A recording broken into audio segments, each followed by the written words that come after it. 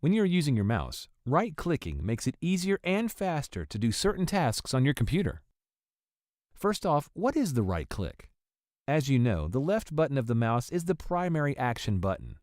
When selecting an item, clicking a link, clicking and dragging an item, etc., the left button is always the button you use.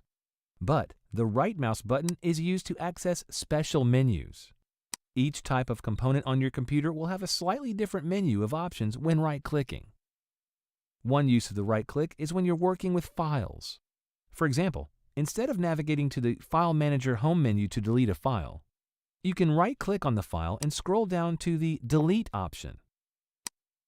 It's useful to check the menu for items you're working with.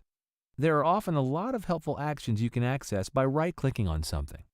When you right-click on a file, for instance, besides having the option to delete it, you can also copy it, open it, rename it, move it, etc. We can also view the properties of a file and learn much more about it. Hover over the file, then right-click and select Properties. Here we are given information about the file, its current location, what kind of file it is, the size of the file, when it was created, when it was last modified. This type of information may be helpful for you sometime in the future, and now you know exactly how to find it. You can also right-click inside of a folder to access a different menu of options.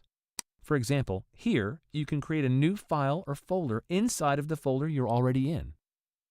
You can also view the properties of the folder and customize the way files are viewed in the folder.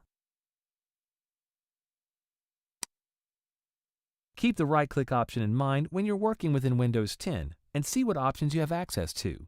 They could help you work more efficiently.